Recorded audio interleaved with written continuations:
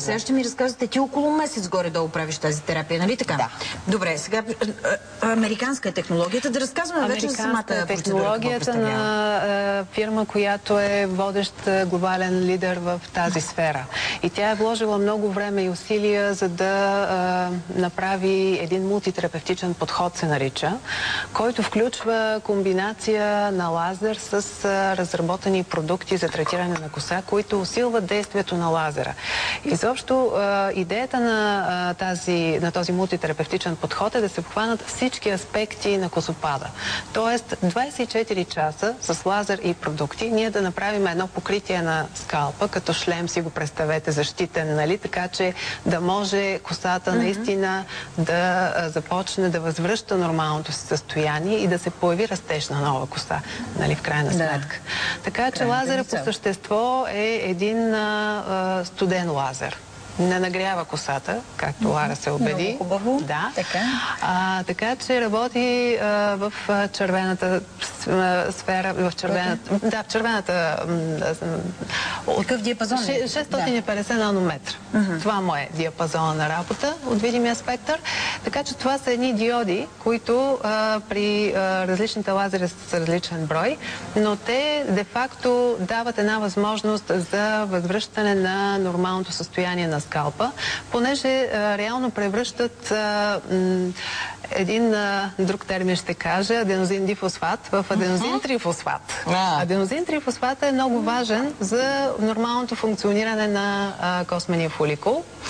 Така че, за да може осмотичната функция на клетката да е подобрена, да може да, благодарение на повишеното кръвообращение на дилатираните капиляри, космома да получава повече хранителни вещества и кислород, да се увеличи протеиновия синтез. И реално всичко това да доведе наистина до растеж на нова коса. Добре, ти ми каза колко диода това нещо, но аз знам, че има различни стъпки, не се започва веднага с този. Да, това е това отчаиващо нещо, което като ми го казаха в началото и си казах, не, това всеки ден убий ме, не мога да го направя. Каква е първата стъпка? Стъпките са 3 стъпки. Първата стъпка е почистване на скалпа. Така, това е измиване на косата, предполагам. Не точно.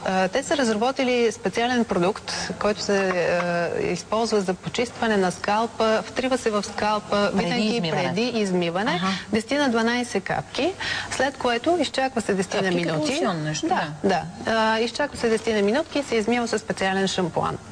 В този шампуан има 11 DHT инхибитора, което е много важно. Това не съм го знаела. Слагам го, но не съм знала, че са 11 сложни неща.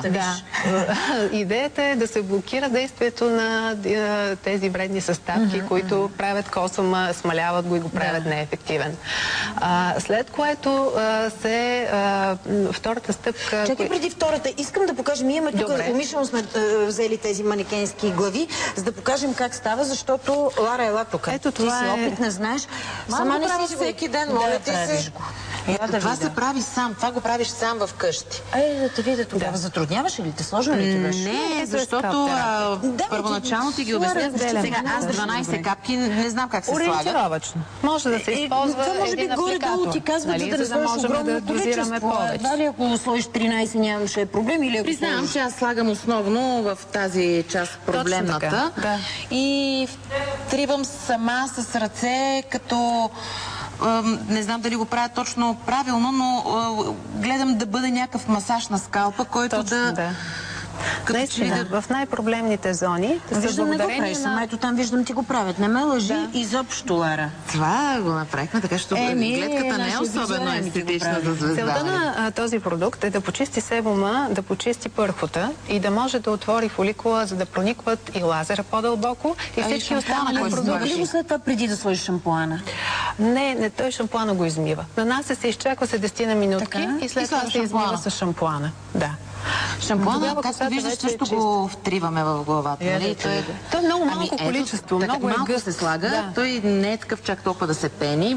Приятно мирише, въпреки че няма някакви аромати. По обичайния начин намокриш косата, слагаш малко по-дълго. Просто гледаш да масажираш малко по-дълго. И с него, така ли? Може 10 на минутки да се поседи, ако има човек време, за да може активните му съставки да действат по-добре на скалпа. Край на крещата. Така е. И след което е хубаво когато това го направите сутринта, да отидете на лазерна терапия, ако е необходимо. Тя трае Забрави да кажеш за балсама след това.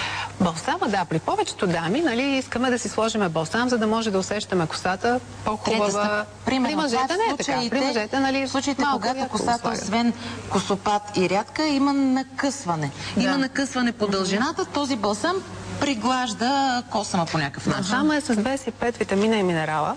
Може да го помириш. Аз след шампуана слагам и това. И наистина прави косата много по-така жизнена, с обем, гладка, много добре се понася. Може като маска да се използва веднъж седмично. Да се държи малко повече време. Това също удължава времето на ефекта му. А мога ли да го използвам без да си правя останалата част от терапията, просто защото е с витамини? Само балсама може, но когато човек прави лазер и когато иска наистина да... Питаме тогава, коя е втората стъпка? Виж сега, ако си мъж и си изцяло пришив, много по-лесно да си сложиш тези капчици. Да ви кажа, даже може да си ги преброиш 12. И всичко ти е нанесено на косата, гледай. Ето, край. Докато ти с косата... Виж как иска би този ценен продукт. Гледай къде го мажа. Добре, следващата стъпка. За мен това е косъм, всяка нова фоликулче, разбира. След като сме почистили скалпа и така сме го подготвили и хидратирали вече за следващата стъпка, тя е именно терапията с лазер. Там лазера прави своите чудеса, като това, което говорихме. Стимулира кръвообращението, прави възможно обръщането на... Колко бях? 170? 170 диода. 170 диода. Това не го усещаш по никакъв начин. Това, виждаме, той е като каска, такава като фризьорски салон. Слагаш една каска. Да, има тип панелен, има като каска, има варианти, ето ги четките, които са с за тях след малко ще ми кажеш, но това е което ти си правила, Лари, нали? Сядам си половин час, гледам списания, телевизия, нищо не усещам, а пък каската работи вместо мен. 30 минути е доколкото знам. 20-30 минути, това е оптималното време за действие. Седиш си, гледаш си. Прави се през ден. И имаш каскичка на главата, която си работи вместо теб. А какво е усещането? Разбрахме, че студен лазер, но все пак нещо за топло, да си нещо болезнено, има ли, боцка ли ти, нещо? Не, нищо. Абсолютно, даже ако не е така да го приближиш по-близо до теб, не можеш да разбереш дали не са минали тия 30 минути или не. От време на време поглеждам нагоре да видя свети или още червено, да, не са минали. Никакво усещане. 30 минути, които ги отдаваш на себе си в пълен релакс. Няма. Не. Много добре се понася процедурата. Мисля, че и продуктите, като свикне човек с режима да ги слага всеки ден. Продуктите са всеки ден и самия лазер ли е всеки ден? Не. Лазера е препоръчително да бъде няколко пъти в седмицата. Аз признавам, че съм много несериозна и понякога ми се налага да ми се карат, но хода веднъж или два пъти в седмицата. А иначе в зависимост от случая? Това е в зависимост от случая. Наистина може 2 пъти, 3 пъти. Но има спасение за мързеливите или работещи жени, които не могат всеки ден да ходят в салона и това е заместителя на лазера. Така ли? Това са четки с 5 и с 25 диода, като наистина те са удобни за домашно приложение. Да.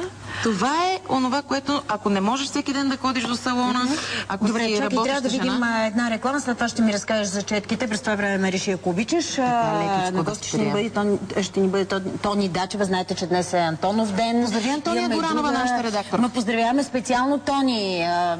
Имаме си приятелка с Джужи, след малко ще си я поздравим нея. Освен това, Нади и дъщерята е. Тони има рожден ден днес. Рожден ден има ден. Айде, реши, не дай да дремеш, давайте рекламата.